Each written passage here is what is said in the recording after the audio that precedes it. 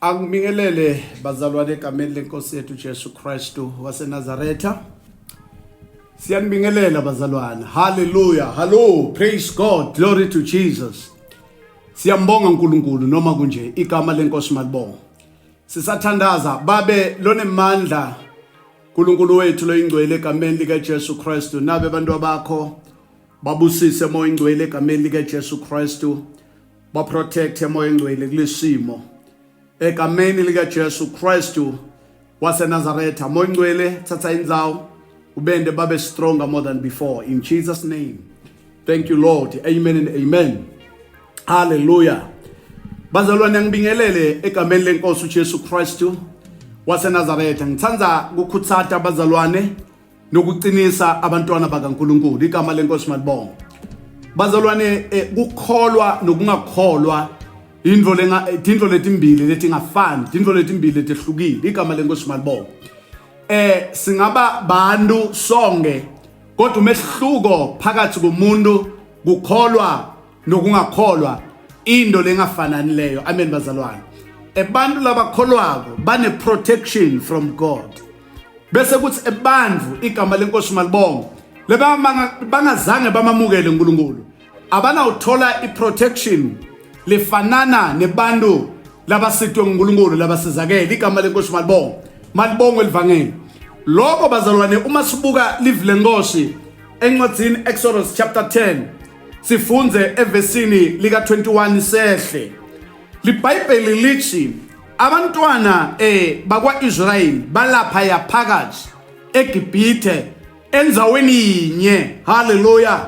eGibhithe bekunabantwana bakwa Israel bekunabantwana baseGibhithe igama lenkosi malibonga. But ngenxa yokuthi abantwana bakwa Israel bebabantwana labe batana naNkulunkulu igama lenkosi malibonga.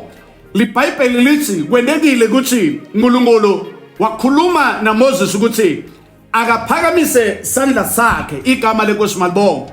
LiBhayibheli lithi uNkulunkulu uma atshela Moses lenzaba Moses waphakamisa sandla sakhe. LiBhayibheli lithi kwendeka umehluko igama lenkosi malibonga. Kubantwana baseGibhithe lithi iBhayibheli kwabamnyama igama lenkosi malibonga.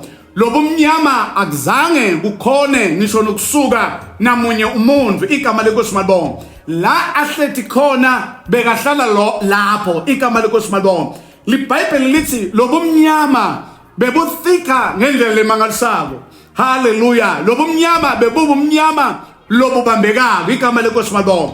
Kodwa nali simangaliso bazalwane lithi kubantwana bakwa Israel labe bahlethi khona emakhaya abo. Hallelujah. Bekukhanya igama lenkosi malibonga. Noma abantwana baseGibhithe kumnyama ngakubo kodwa kubantwana bakwa Israel bekhona khanya igama lenkosi malibonga. Why kube khona khanya kubantwana bakwa Israel na bazalwane? Ingoba bebatana naNkulunkulu. Hallelujah. Siyathanda kusho bazalwane ukuthi uma ungumntwana kaNkulunkulu kune favor empilweni yakho, kune favor ngisho nasekhaya lakhe igama lenkosi malibonga. Njengoba ukholwa nje, hallelujah, kuthi kwendakala ini eveni, fear not igama lenkosi malibonga. Bethembe uNkulunkulu igama lenkosi malibonga. Kodwa ke lokumxoka phezulu kwako konke iquestion ngilethi uyadana naNkulunkulu na? Wayithola lensinziso na? Ngoba le protection bazalwane itholakala uma umuntu amamukele Kristu Jesu abe inkosi nemsinzisi wempilo yakhe. Amen bazalwane. Hallelujah.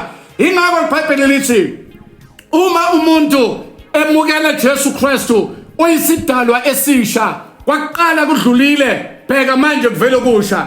Bazalwane thina abantwana bakaNkulunkulu kune protection. Siyabamema bonke bantu lebangakamamukeli Kristu Jesu kuthi nakuba kunje eveni igama lenkosi malibonga ikhona iprotection kuphi kuJesu Kristu kuphela uma mamukele. Akudzingi yakho imizamo kudzinga ukuthi ude njengoba unjalo uNkulunkulu uyakuprotecta igama lenkosi malibonga. Lithi iBhayibheli bazalwane basenzaweni inye baseGibhithe bonke igama lenkosi malibonga. Kodwa umehluko ngilokuthi emakhaya yama Egyptians bekumnyama bangakhona ukumuva bangakhona ukusuka bahlala lapha kulobo mnyama. kodwa kubantwana bakwa-Israyeli lithi iBhayibheli emakhaya abo bekukhanya igama lenkosi malibonga.